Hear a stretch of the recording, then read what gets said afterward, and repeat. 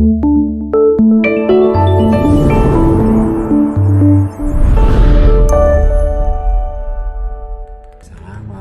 warahmatullahi wabarakatuh. Anak-anakku kelas 7, selamat berjumpa kembali dalam pembelajaran online dalam materi besaran dan satuan. Di sini dalam pelajaran IPA. Untuk terlebih dahulu, marilah kita membaca bacaan basmalah terlebih dahulu. Bismillahirrahmanirrahim. Besaran dalam fisika diartikan sebagai sesuatu yang dapat diukur serta memiliki nilai besaran dan satuan.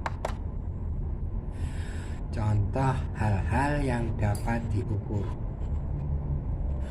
panjang, berat atau massa, waktu, suhu, kuat arus listrik, jumlah zat, intensitas cahaya.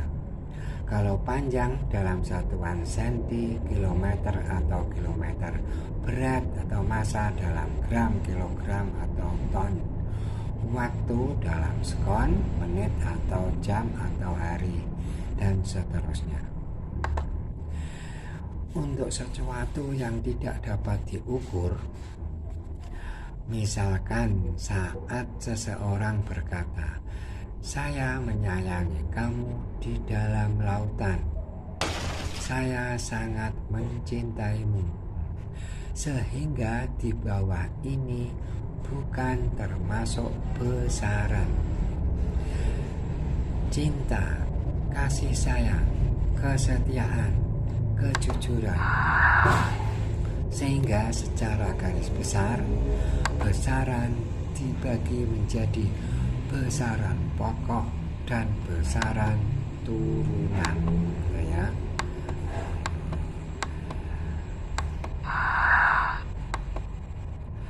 Besaran pokok adalah besaran yang besar dan satuannya telah ditentukan bersama oleh para ilmuwan dan digunakan sebagai ukuran dasar. Kalau besaran turunan, besaran-besaran yang diturunkan dari besaran-besaran pokok. Di sini kita akan lanjutkan dengan bagaimana para ilmuwan tersebut menentukan besarnya besaran. Yang pertama adalah besaran panjang. 1 meter diambil atau didefinisikan sebagai jarak yang ditempuh cahaya dalam vakum selama selang waktu 1 sekon dibagi 299.458.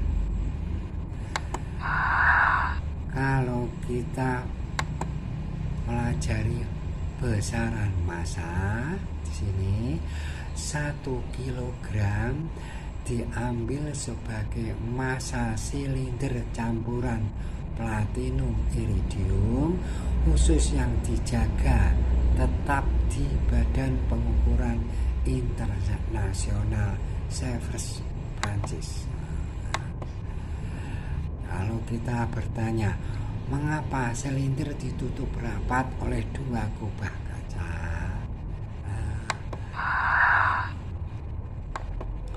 Terus sekarang kita lanjutkan besaran waktu. 1 sekon diambil sebagai 1.192.631.700 kali periode radiasi dari sebuah atom cesium. sehingga didapat 7 besaran pokok SI sebagai berikut. Besaran pokok: panjang, massa, waktu, suhu, kuat arus, intensitas cahaya, dan jumlah zat. Dalam satuan SI, satuan internasional, kalau panjang dalam meter, massa dalam kilogram, waktu dalam detik atau sekon, suhu dalam Kelvin, kuat arus dalam ampere, intensitas cahaya dalam kandela, jumlah zat dalam mol. Sekarang kita pelajari misalkan dalam contoh soal batas ukur dan batas ketelitian alat ukur. Ya, kita pelajari contoh soal yang kita bahas masalah batas ukur dan batas ketelitian suatu alat ukur. Contoh nomor 1, berapa panjang maksimum yang dapat diukur dengan menggunakan mistar di bawah? Berapa batas ketelitiannya mistar tersebut? Jadi ada 2 pertanyaan. Yang pertama adalah menggunakan mistar ini berapa batas maksimumnya, dan yang kedua ketelitian mistar tersebut berapa. Ya, di sini sudah tergambar ya dalam soal batas ukur dan batas ketelitian.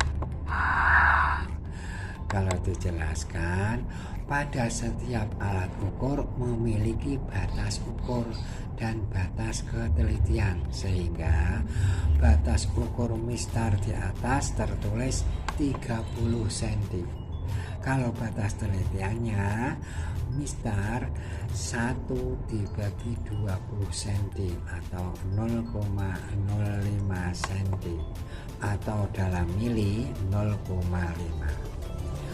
Batas ketelitian akan sangat berpengaruh terhadap laporan hasil pengukuran. Soal nomor 2. Batas ukur dan batas ketelitian alat ukur di bawah adalah: berapa panjang benda yang panjangnya ditujukan oleh skala di bawah ini?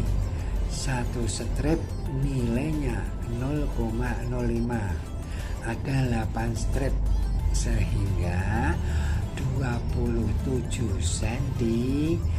Ini adalah skala utama ya, skala utama yang utuh, dan kemudian dalam ketelitian itu adalah 1 strip adalah 0,05, itu ada 8 strip sehingga 0,05 kali 8 adalah 0,4 sehingga totalnya 27,4 cm.